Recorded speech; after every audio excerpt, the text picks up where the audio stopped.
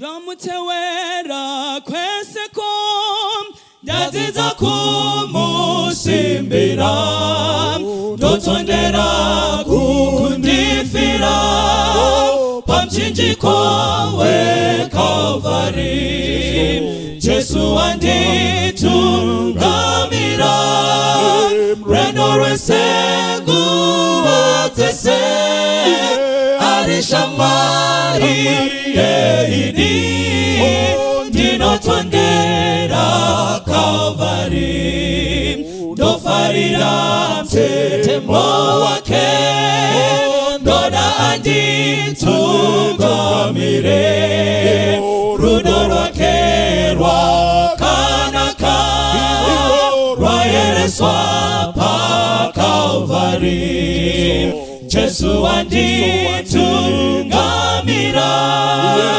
Rendo resengu atese Arishamari yeini Dinotondera Kalvari Dinofamba disingashki Dofarana Kristu petro Dosimbira ndichaona Shamarie pa Kalvari Jesu anditungamira Rendo resengu atese Arishamari yeini Dinotondera Kalvari Dinofamba disingachki Dofarana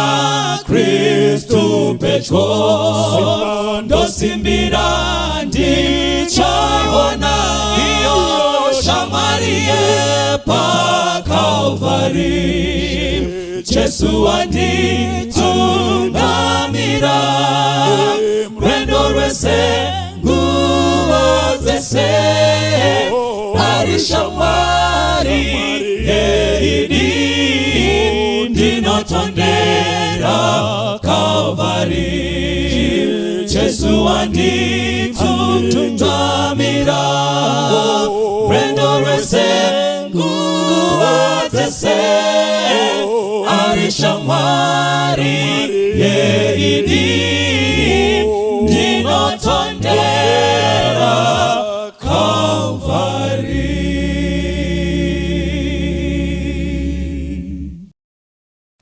Mapsarema 37 pa verse ra 3 na 4 ndinoda 4 inoti farikanya kwazo kuna Jehova iye agokupa zvinodikanwa nomwoyo wako.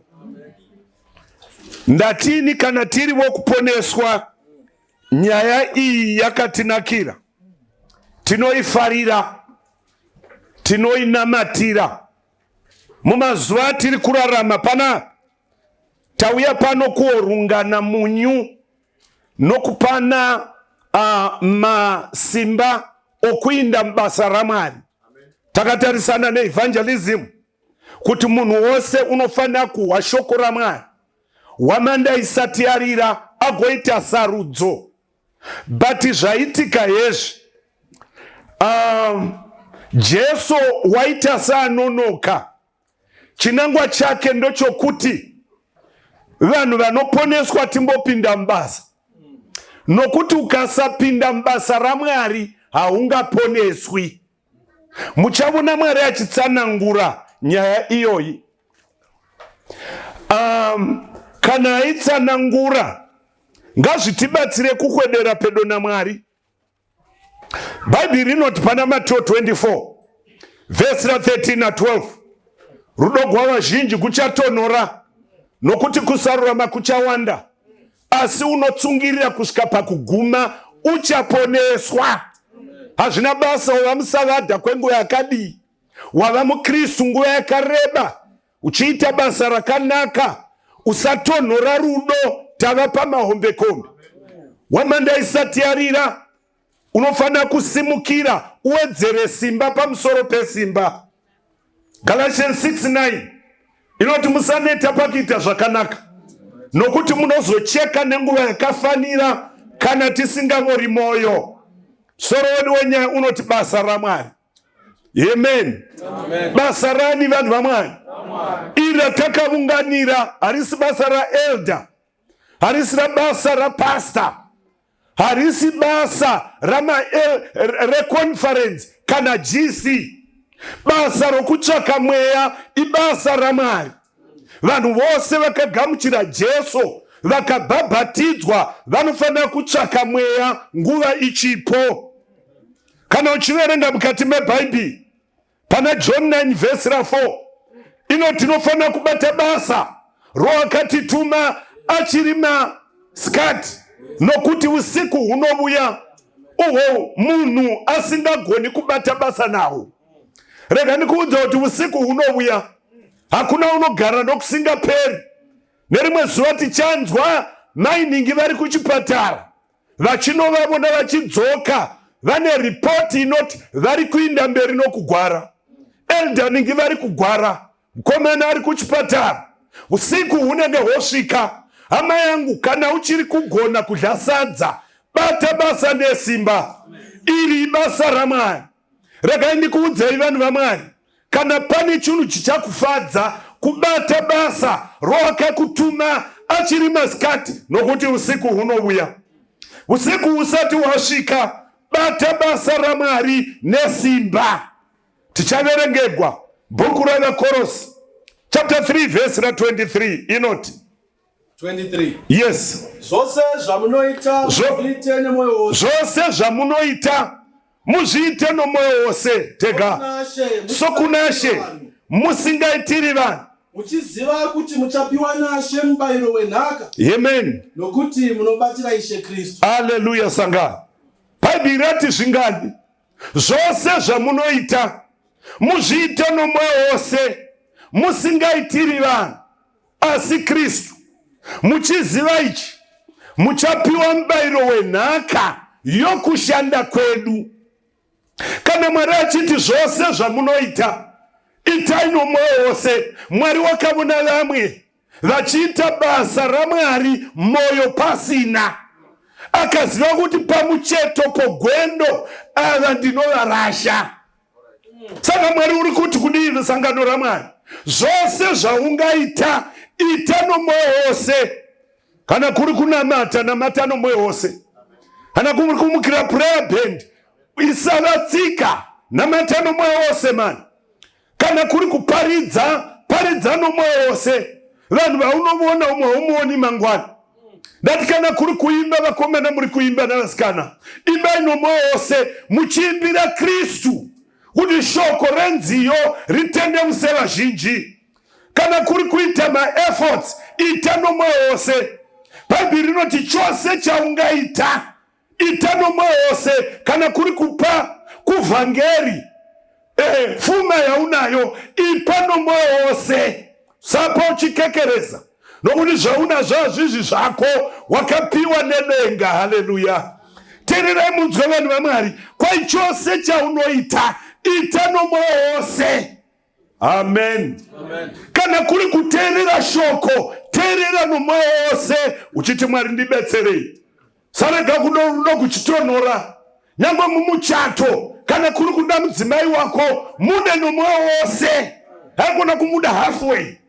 Kana kuri kuda murume wako nokumurespekta, ita nomwoyo wose, haikona kutora zvama equal rights. Hazvima mushoko raMwari.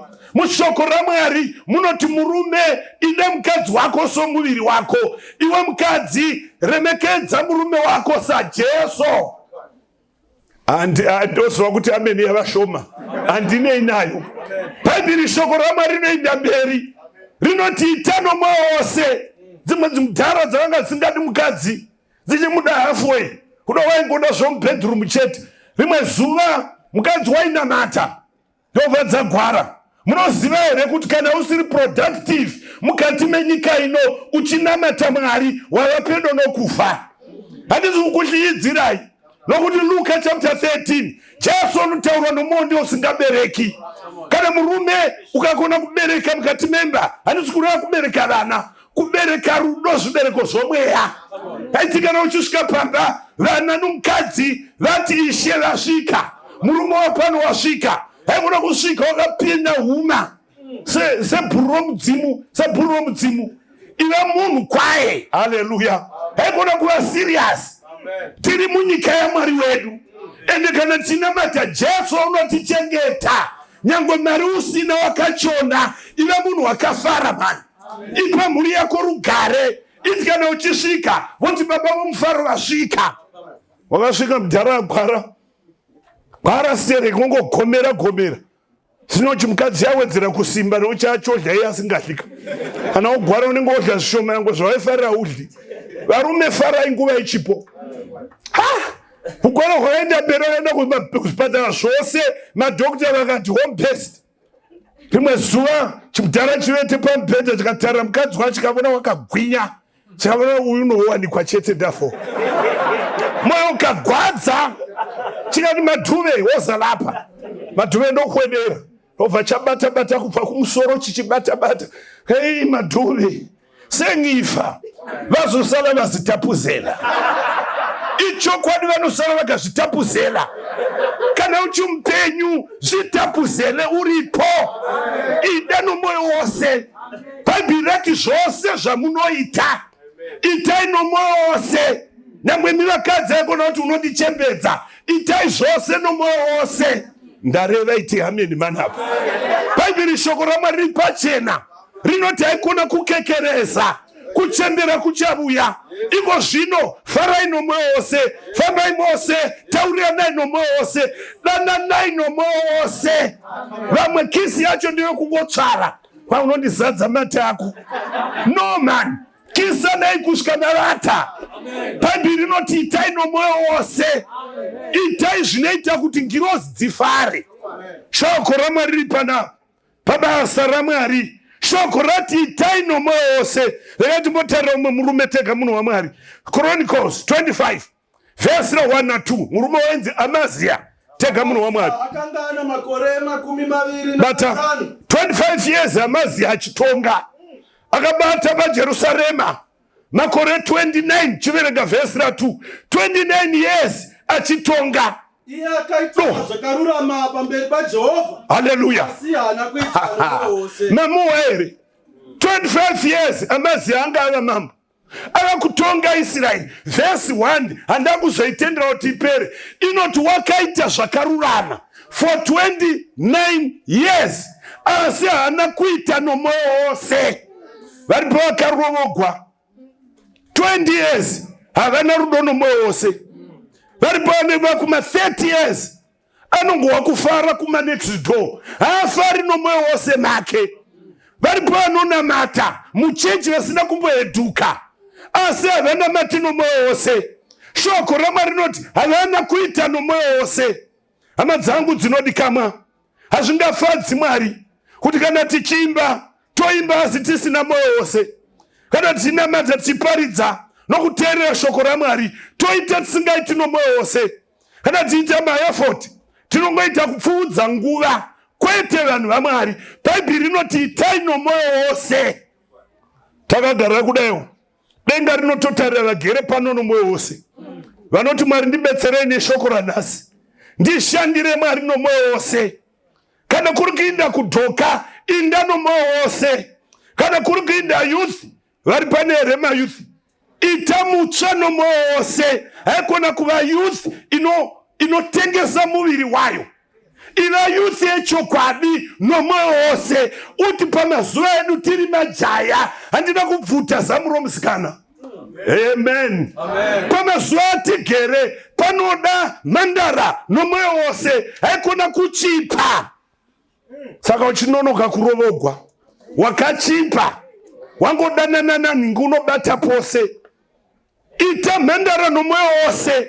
Ngavagume kuchiruoko mamorosana muregedze. Haiona kuramba makabatana. Wakazondiona rini? Unokubatirei? Ita musikana nomoyo wose, mukomana nomoyo wose. Wamanda ichirira kuna majaya achaenda kudenga. Wamanda ichirira kuna vasikana vachaenda kudenga. Tega munhu waMwari Fesi rinotevera. Bible rinotiro kuna Jeremiah 48. Ngatukwe munhu unobata basa raJehovha asina hanya naro. Muripo here vanhu vaMwari? Kana pane chituko munhu anoshandira Mwari asingaiti nomwoyo wose. Ndiri munhu wama-effort, zvimwe zvose zvingaita ne-witnessing. Nyango kuconference kwandinobva ndiri personal ministries director. Terere munzwe vanhu vaMwari. Ini ndikaona effort isina effort isina vanhu ndoparidza mazuva 2 kana 3 ndooneka. Because yarongwa pasina mwoyo wose. Amen. Fikira tadarikai kwa kune women's ministries effort. Ndikadamwa namakanyire pastor vya ku Redcliffe kusimbi park muite effort. First day Sunday ye 1 week. Sunday ndakasimuka vaenzi kukasumuka 2 vaivapo. Chechi yakazara sezvamuri aiva machechi 3. Ndokubva Mwari ndibetserei vaenzi vatendeuka.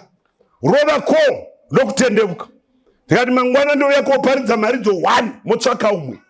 Nemakei kana toita basa rinoi effort tinoita nomwoyo wose. Zuva repiri munoziva here kuti madzimai anoshanda. Kana vada kushanda vanamaya vanoshanda. Akadawo kushanda nyango uri baba unoshandika. Nyango unobvuma kuti ndashandika.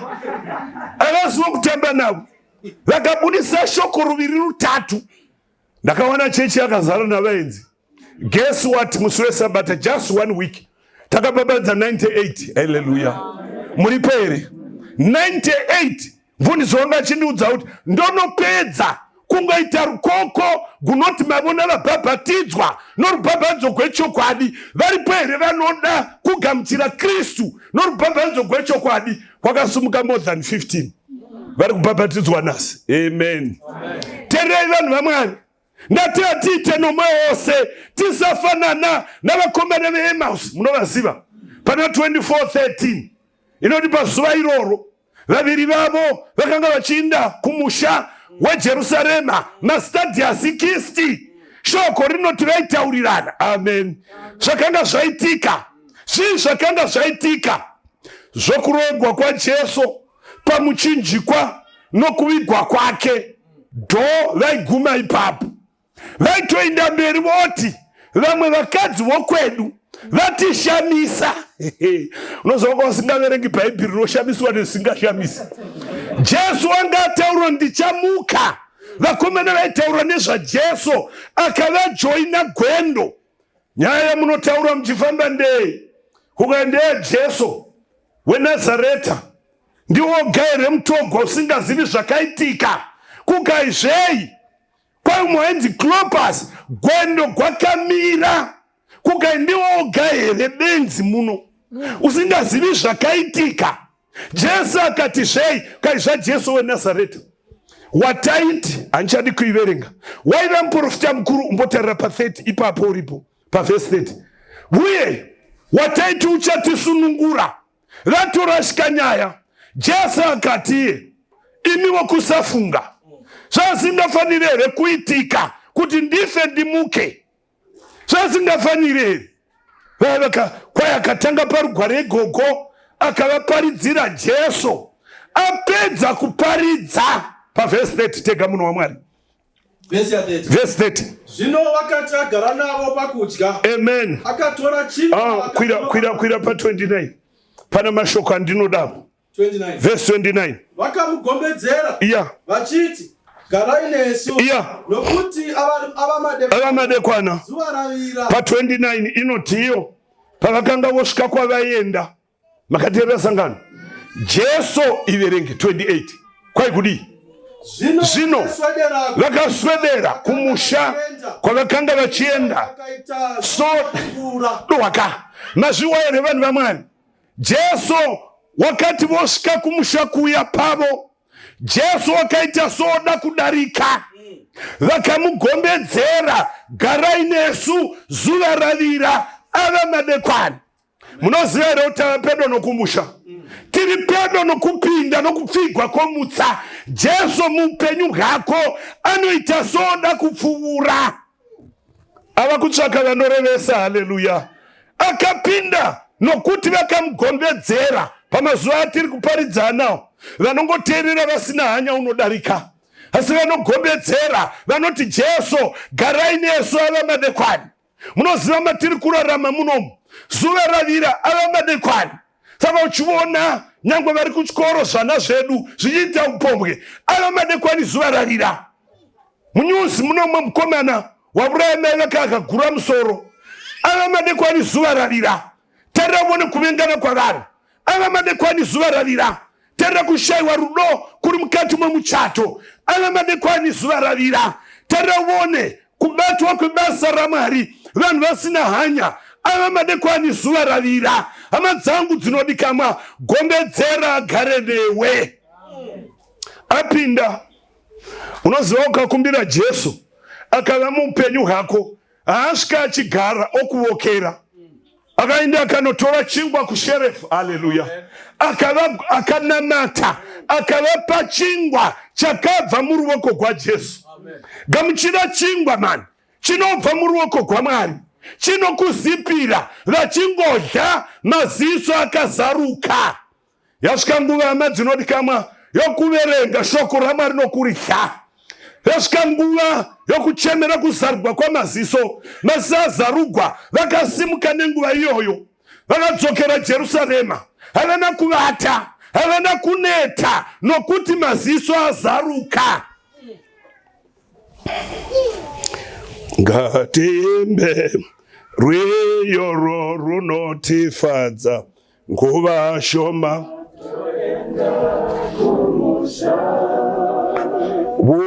usiku wapera, musi unosvika, tinoenda isu tinoendayo, tinoendako,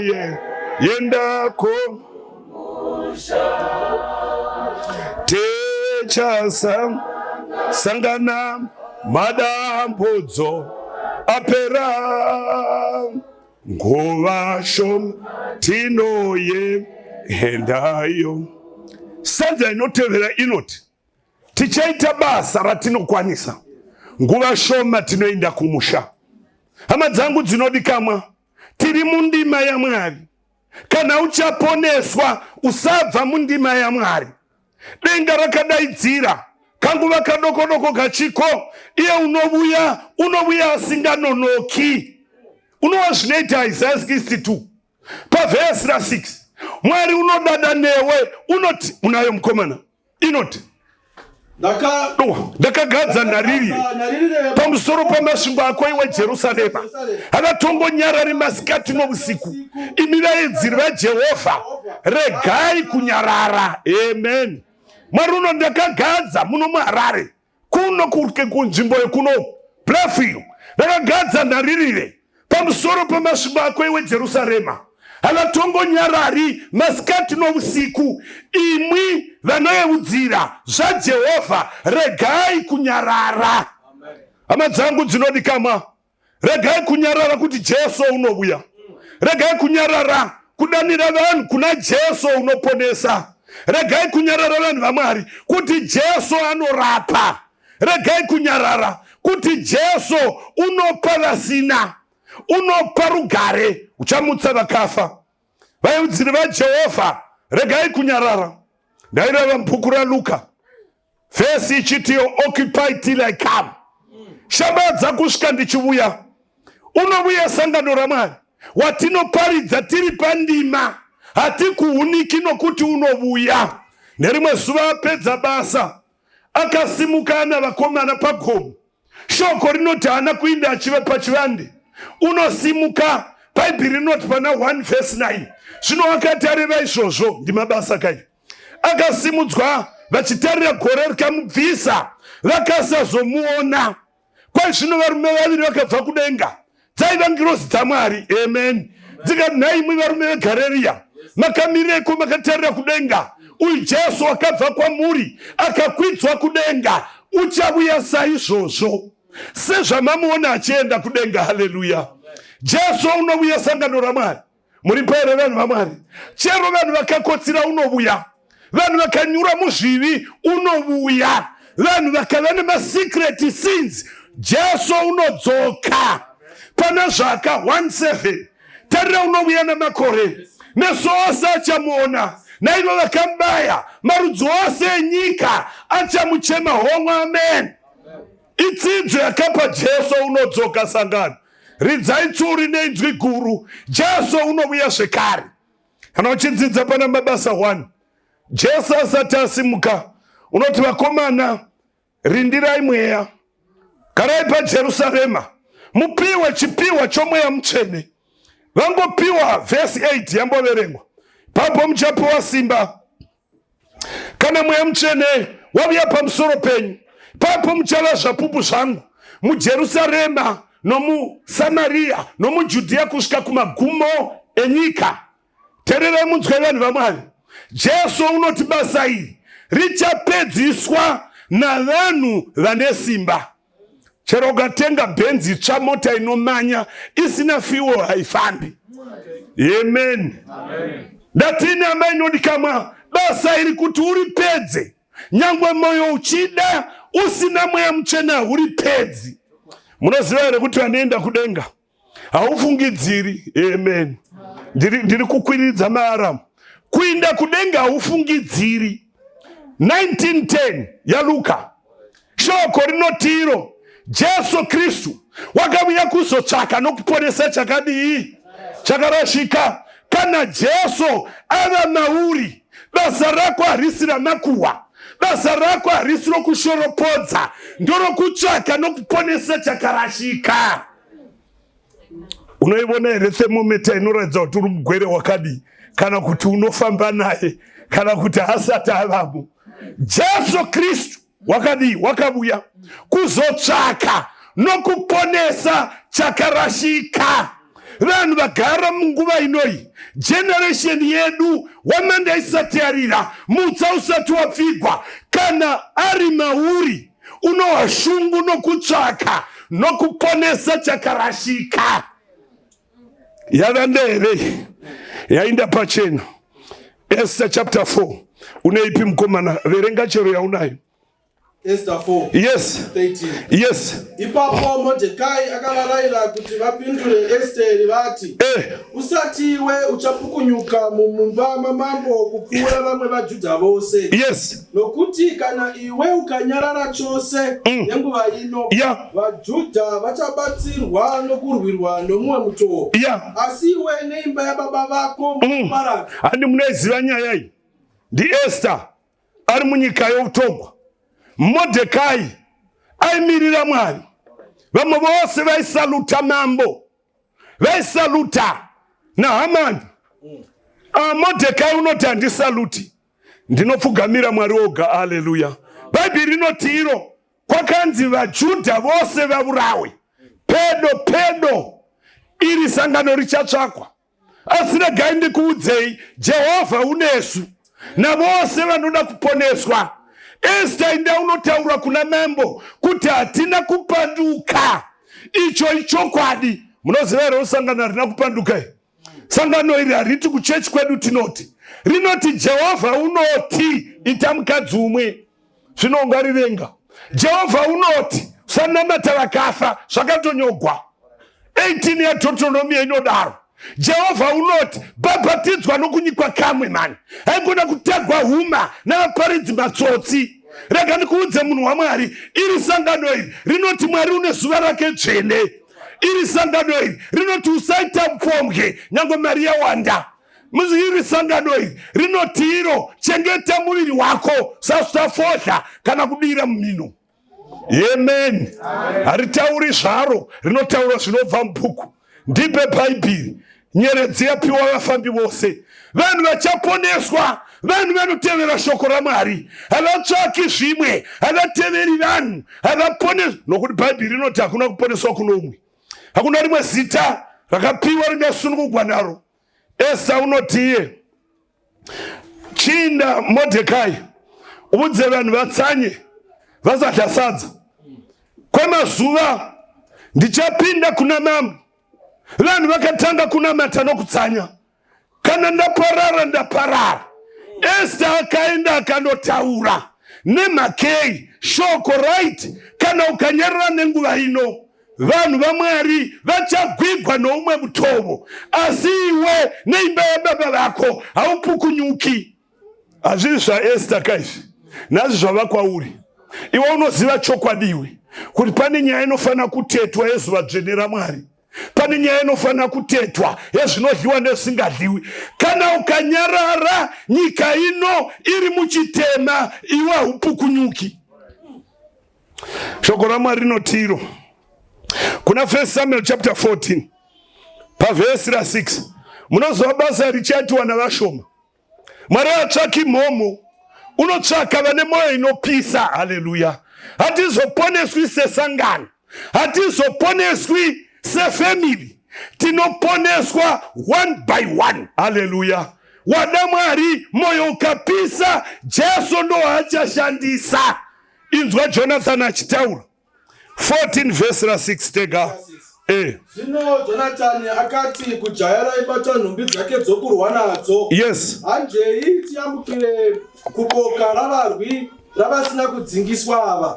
Zvino Jehovha uchatibatsira. Nokuti hakuna chinhu chingadzivisa Jehovha kuponesa. Yes. Kunyangwa navazhinji kana navashoma. Mwari ari kureva kwatiri basa rokutsvakwa kwomweya richapera nyangwe navashoma. Amen. Saka zvinotsvaka vanomoto womweya mutsvene kupedza basa iyi. Panguva yaGideon shoko raMwari rinoti pana vatongi 7 vanhu vakatanga kuinda kuhondo vakawanda zuru nezvuru. Jehovha Mwari pavhesi ra2 akati Gideon, vanhu vaunavo vakawandisa. Vamwe vazivi kuti ndiri Jehovha unogwa hondo. Unoziva here hondo dzatinadzo muupenyu dzinoguwa nedenga.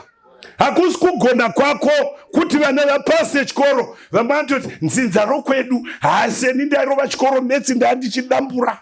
Hapana chawaigona. Waigona ndi Jesu. Rumbidza Mwari mani. Ndiye wakakupa njere dzikapinda nokuvana vako. Mteta zocharamba mukadzi kuti chanacho dofura kudai chakafanani. Ndofunga hachisi changu, ndechako. Njere dzinobva kuna Mwari. Nyangwe tsika dzakanaka dzinobva kuna Mwari. Saka rumbidza Mwari. Unoziva vatongi uchaneverenga kumba 7. Ino Jehovha unoti vanhu vaunavo vakawandisa. Kamura vamwe sei kukaingodaidzira uti vanosha COVID. Ndawedzerapo. Musaenda kuwitness dzamazuva tinofa vanhingi vakafa navanhingi vakafa. MuCovid yakadarika gore rapera zvichidzika takababadza 4,000. Haungazvizi muconference. Haleluya sangano. Iti vanosha kukai kuwitnessing vanosha garai. Denga rinopedza basa navashoma. Ndokuva kwainda vangani kwakaenda vangani zvevanhu vaverengi 10,000. Vakabata mapfumo kwaitienda kuhondo. Kai vanosha varume dzokerai kumba. Kai taswanira lifi. Vakadzi vakanofunza zvaita sei. Kai kwangodaidzikwa kuti vanosha isu tikadzoka. Muri pere vanhu vaMwari. Mwari wanga apika akati handidi kuisa mhandu dzenyu makawanda hamuzozivi simba. Apa pakazipa pakakora. Unoziva uri woga mukati memhuri unogona kumirira Mwari. Zvikaitika mukati meHarare vamwe vachirasha madhiresi rako unopfeka zvakanaka. Ndo zvinotsvaka Mwari. Vamwe vachituka varume vavo achimutora sechifana chemombe. Iwe unorumbidza wako nokumuremekedza nyangwe akachona. Terera munhu waMwari. Bhaibheri rino 10,000 went home. Kukaina Mwari vanhu vachakawandisa. Gideon vanhu vachakadisa ngano. Kukaindodika enda nawo kumvura. Ingoti imwe mvura uboni. Vafamba netsoka. Kwai vakatsivana kuti vamwe mvura. Kwai vamwe ndokurasha mapfumo ndokunatira namatumbukisa nomusoro 9,700. Vamwe 300 ndo vakapira kudeo. Semuka vachideo vachitarira mhandu tingango vandigwa tiri pakumwa mvura. Kukaitora 300 ndo vanonokunda. Haleluya. Tere munzwe vanhu vaMwari. Hazvina kuipa kuita project, hazvina kuipa kuita business, hazvina kuipa kudzidza, but dzidza uri mubasa raMwari. Vari panoti kana atanga business unopinda nomusoro. Akatanga kudzidza mabhaibheri averengi kana verse 1, mazuva ndiri busy unosara.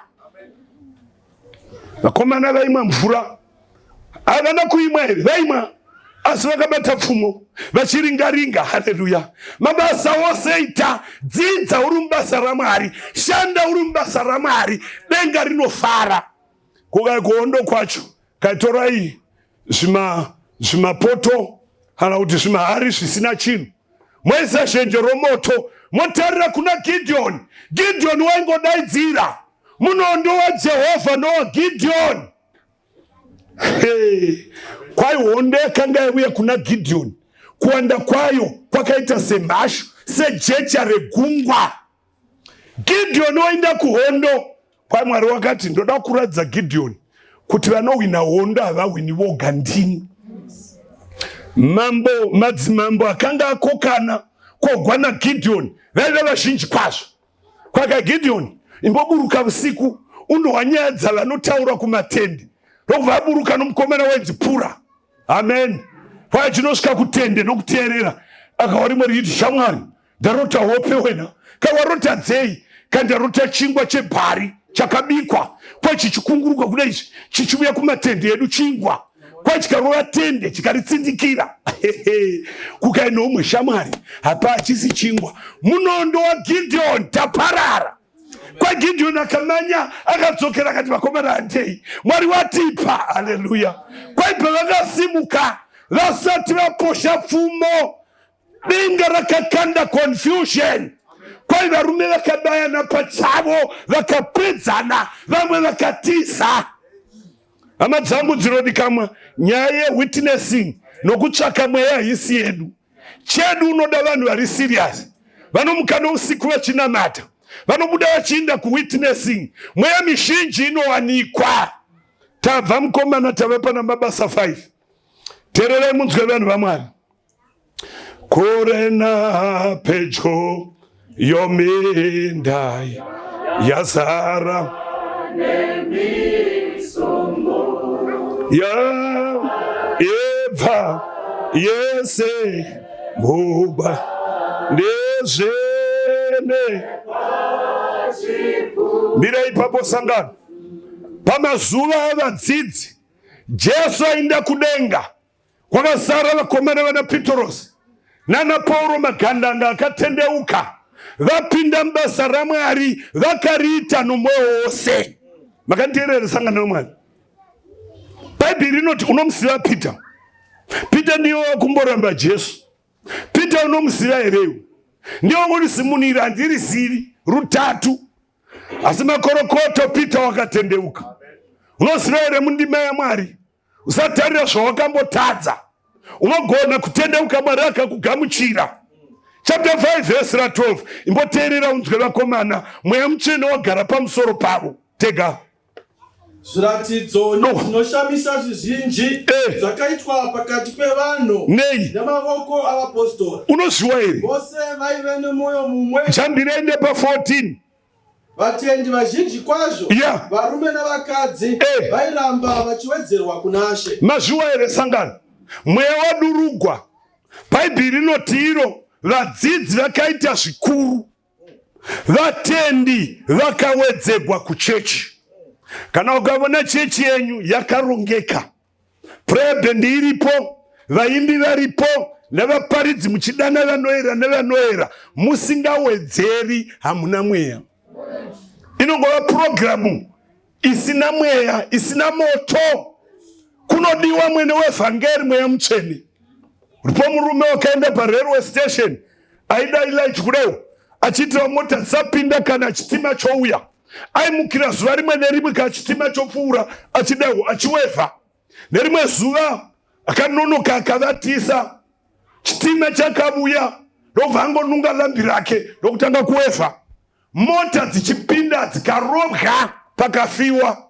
Murume akadama koti, kanzi shamwari, basa rako uno wakaita nemazvere kwa kachicha wakaita kana kamuka ndikawefa lembrangu ndikari wefa kukai discharged kana wakawefa discharged tobva buda oenda kumba shamwari yake ikamubvunza shamwari wasimudza lembi here ndaifunga kuti uchavharigwa kwafiwa kukai zvandisina kuudza jaji ndozvokuti pandanga ndichiwevha handina kubatidza lambi rangu asi kuwevha ndadisa ngani ndawevha saka vanhu usiku havana kuona moto mota dzaipinda dzipwanyiwa nechitima dzimwe dzaibondera sangano raMwari kuparidza tinoparidza moto hapana kuti vanhu vavone moto kumbira mweya mutsvene ugare newe vazhinji vauye kuna Jesu vatendi vakawedzekwa.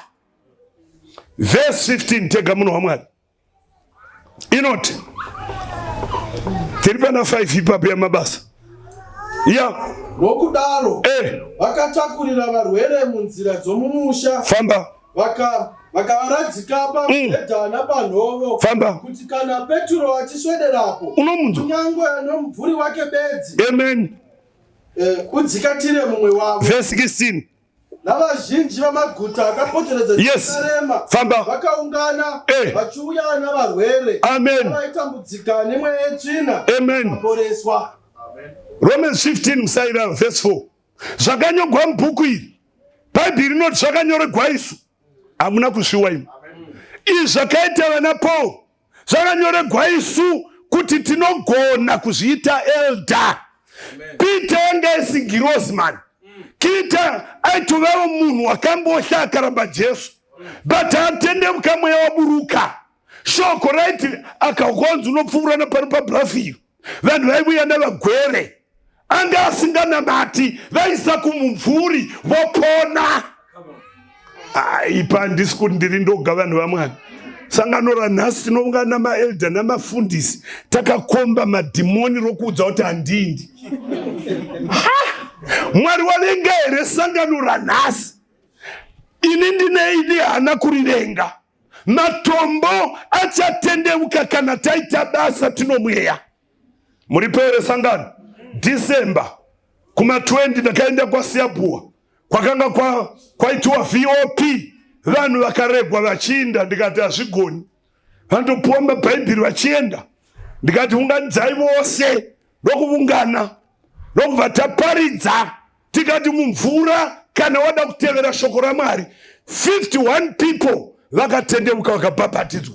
Dziri mvura nchibhabhatidza makabuda dhimoni rairova chibhakera madhikoni akatiza ndikati batai mani maelda uyembate vaibata vari kure ndokukwekweredza ndokubuda naye vamwe achitiza ndobva ndabuda ndikati nezita raJesu buda uende. Dhimoni rikaridza mhere. Tere munhu waMwari simba harisi pamufundisi Jesu ndiye wakadzinga dhimoni.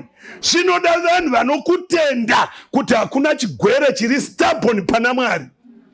Nomuti chichi hai ino chronic disease iyi yakadai zvinoka muchipa mazita Jesu ndikapasina kutenda zviri kumufadza. Tere munzwe vanhu vaMwari tina Mwari unoindisa zvisingaendi. Vakomana kwai vaitotsvaka paavata vakazoti wavata kwaelda voti wanga akarata pachimubhedha chipi kana vakamuratidza vakamuradzika mugwere. Bhaibheri rati kudisa ngano mugwere waipora. Uripiko mweya mutsvene indiri kutsvaka simba iyi ende ndozva kuti Mwari wakatotipa. Sasa kana kuvhunduka unofanira kuparidza nesimba kunamata nesimba witnessing nepower. Paefoti yatichangopedza ndaiva nomudzimai wangu vamwe mai 76 years vavakaramba savadha zvokurevesa vana vavo vose masarata. Musi wandakaparidza wokutanga mai vakati Mwari wakatuma neniwo nhasi hatindi kumba handienda paimba iyoyo ndokuenda napo kai mangwana touya tikutora ikienda kueffort takaenda navo 6 days ndichirova madoctrine ose ndikati apa paibva. Mai vakati ko mai vaingosumuka vachinyoresa rubhabhatidzo vakati handibhabhatidzwe ndiri mukuru wechechi Mse Friday ndakavabvunza mai, mangwana tori bhabhatidzo, munoda here kubhabhatidzwa? Vakati kwete. Shoko ndakari wasi kubhabhatidzwa ndakura 76 years. Ndikazama kupinda kunana Abrahama kuti vakakura vakarata. Tikandovese pamba pavo mangwana ndavandisa Bhaibheri. Ndobva ndavapa. Tichinda kumba ndozvireveni. Mukadzi wangu wakakuunika, azvidetseri mani. Kupedza nguva yose tichivatora daily tichinda nokure. Ini vandikuunisa mai avo. Ndikati usavora moyo. Chedu kudzvara. Amen. Chipinda kumba ndisandavata. Ndobva ndapinda muofisi mangu ndikapfugama. Mozo ndakabvunza Mwari kuti kudii. Ndikati Mwari, ndoda kumbovona muchitendeusa matombo. Mai avaramba zvomoyo wose, ndoda kumbovona Mwari muchiita minana ndigogutsikana kuti mune sangano ranhasi. Mangwana vanofana kubhabhatidzwa. Mwari ndinzwei. Amen. Mangwana takaenda tichivatora. Tabvunza vanhu kuti muuye nenhumbi dzokuchinja. Munoziva kuti guess what? Tiri vanhuvo. Ndakacha kuvabvunza kuti matora here nhumbi dzokuchinja. Nyange mudzimai wangu haana kuvabvunza. Tangovapinza mukombi yatoshandisa ndokuenda navo kuchechi.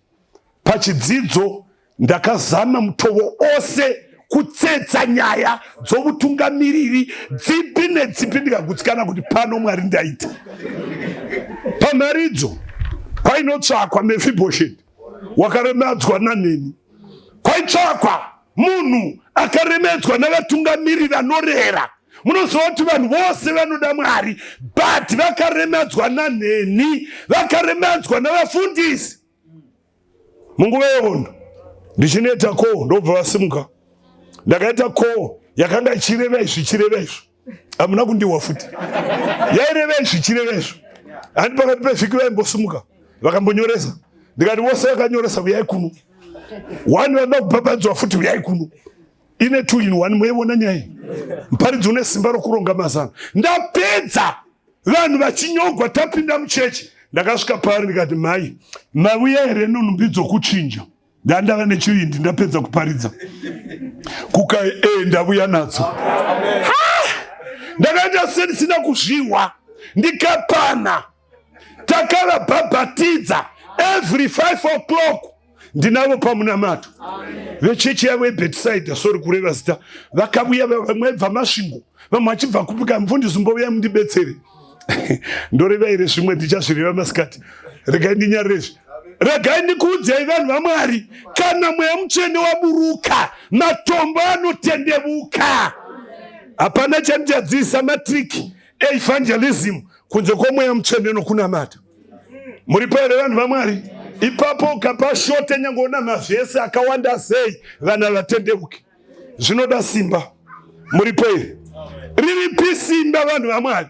Nhasi uno taita prayer isina power, preaching isina power, music isina power. Kare kwaiti tichimba, ine handigoni kuimba ini, asi ndaiva navafana vangu yainziyo Say Brothers, tichimba tiri pamission pachipa. Taiti rimwe zuva tichimba paguest day, vanhu vaichema misodzi. Handigoni kuimba namanotsi, taingoimba kuzhazhata asi vanhu vaichema. Muripo here vanhu vaMwari? Regai ndikuudze munhu waMwari, hazvitsvaki kuronga mavhesi, zvinotsvaka kuva nomweya mutsvene. Tega munhu waMwari. Vhesi 18, handi vakomana vari kuparidza vana Peter, ndopatotoguma. Vhesi 18 inoti kudii? Famba munhu waMwari. Vakabata vapostora vasungwa. Vhangeri rinosungisa. Tega. Asi mtumwa washe wakazarura mikova yekumba usiku. Famba munhu waMwari. Akabuditsa akati kudii? Endai mumire mutemberi mutaura kuvanhu mashoko upenyu uhu. Endai kupi vanhu vaMwari? Muinde kumatemberi avanhu muparidze mashoko oupenyu uhu. Kwai mutumwa, regai tifambe tose, fambai neni vanhu vaMwari. Kwai vana Peter vasungwa nokuti vaiva varume vari pamishini. Ngirozi yakadispatchwa from heaven. Endai munosunungura varume veBasa. Munhu waMwari, kana ukasungwa nomugwere wemweya wetsvina, Mwari ungakusunungurirei. Ukasungwa munyika inoi nezvimwe zvinosunga vanhu, Mwari ungasunungurirei. vana veve pamishini. Haleluya. Mwari vakati ndemo vasunungura. Grosi yakabuya chibva kudenga ikavasunungura. Ndoda kuti utarire nyaya iyi. Vakomana ndokutanga kuinda mubasa koparidza. Vatanga kuparidza kwai makurukota verse 20. Vakati vachizvinzwa kuti vanhu vaya vabuda mujere vari kuparidza. Ndoda kuti utarire verse 20, 21 na 22. Tofara inoti kasira munhu waMwari 20. Yes. Endai mumire mutemberi. Verse 21. Vakati vachizvinzwa vakapinda mutemberi mangwanani. Amen. Vakadzidzisa. Yes. Zvino muprista mukuru naive naye vakasvika vakakokera makurukota neungano yose mukuru vevana veIsraeri vakatumira vanhu kutorongo kuzouya navo. Famba. Asi varanda vakati vachisvikapo vakawana vasimo mutorongo vakadzoka vakavaudza izvozvo. Iwai ripoti yakauya ndio yandinoda. Verse 23. Torongo yakaiwana yakazarurwa. Yakadii sangana? Dzokorora. Torongo yakazarirwa zvakasimba kwazvo. Tega navarindi vamire panze. Doka asi takatichipinda tikasawana munhu mazuva here. Dongorera 24. Kwai torongo taiwana yakadii? Yakazarigwa kureva kuti masoja akatumwa akasvika akabata makii akawana hapana kii yaitwa tampered with. Vakatarira masoja ari awake vakapotereka vakaona mawindo ose akapfigwa. Zviwindo zvomujere zvitokotoko potse hazvikwani chibhakera. Saka mutumwa wakabudisa nepusangano. Taura neni munhu waMwari. Unoziva kana Mwari osunungura vanhu vake haatsvaki dhoo, haakwenyu musoro kusunungura mani.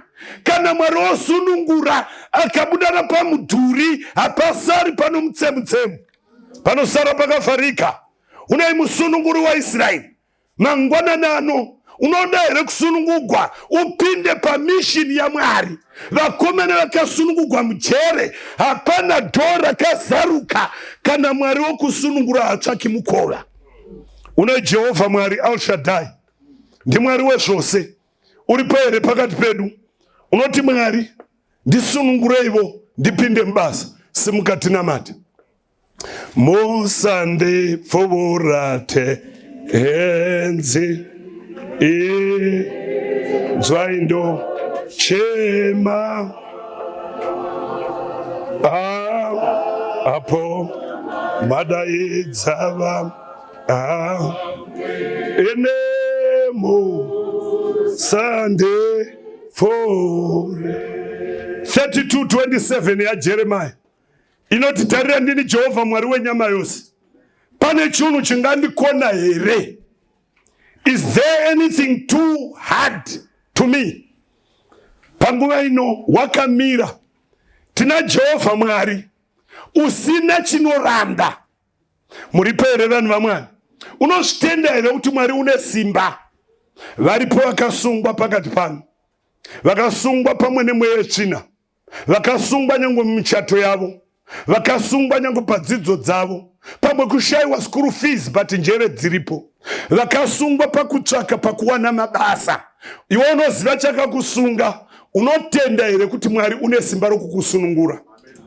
Masikati ano Mwari unofanira kuitira chinhu ichi. Kana watenda kuti une simba, uya tinamate munhu waMwari. Handidi vanhu vakawanda vanoti pane chakandisunga. Mumuriyo kwedu kune chakasunga. Ndoda kuti Mwari andisunungure. Asunungure brother yangu, mai vangu, baba vangu. Kana upenyu hwako uripo here, kana uripo, come forward. Ndoda kunamata newe. I want to pray with you. Kudenga kuna Mwari. Pamazuva edu denga harisati ratisema. Famba uye kuno mberi. Uya munhu waMwari. Jesu munonoriwa hangu more rio. Uya munhu waMwari. Mwari unoda vanotenda kuti Mwari unosunungura. Famba uye. God bless you. Moma uye kuno mberi. Jesu munonorewa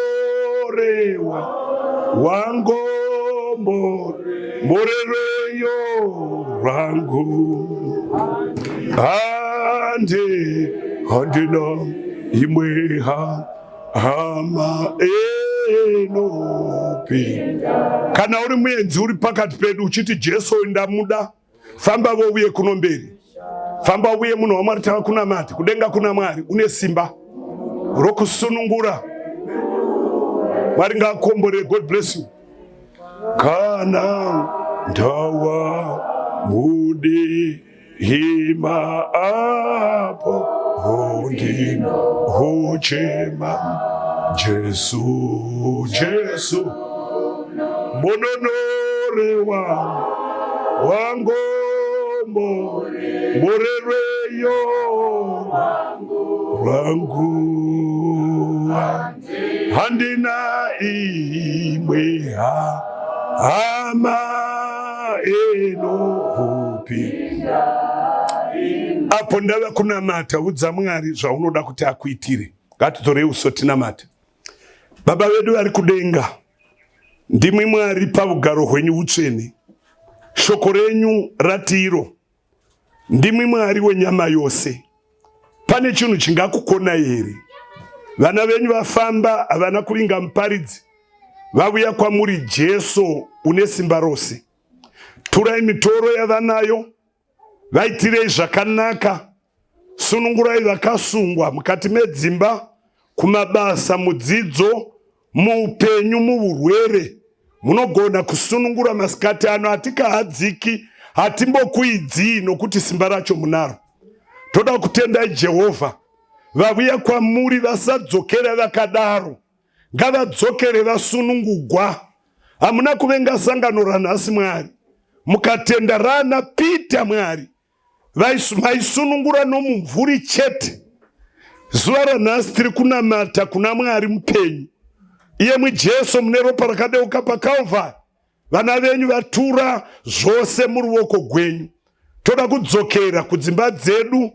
Jesu matirapa. Jesu masunungura zvanga zvakasungwa nomuvengi. Isu tinotenda izvozvo kuti matozviita nokuti tanamata takapotera muzita raMuponesi Jesu anouya. Amen.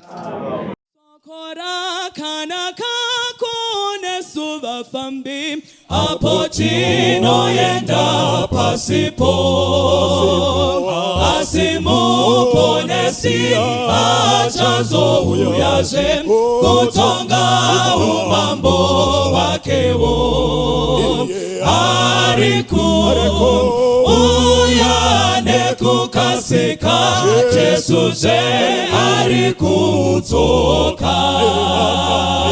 Nevafambi vake vachazotorwa apo Jesu ouya.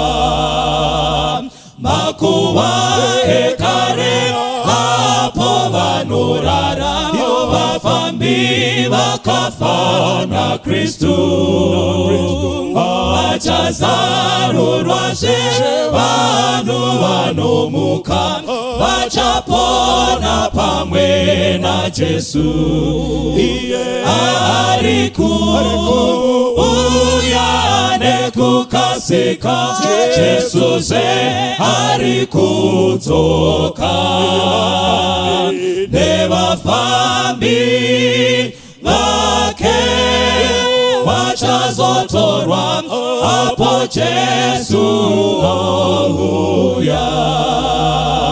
Tichasangana kumusha wekudenga, tichaimba nekuponeswa. Vaponeswi vachava pasi rese, vanamate mambo wedenga.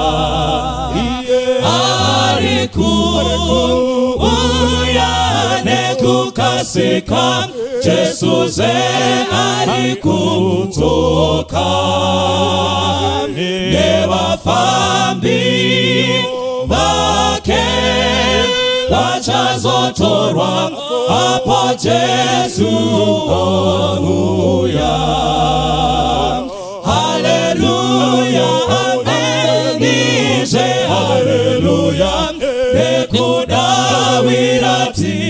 kasika na matasimbira kufarada kara tope kambiriye kudenga arikuya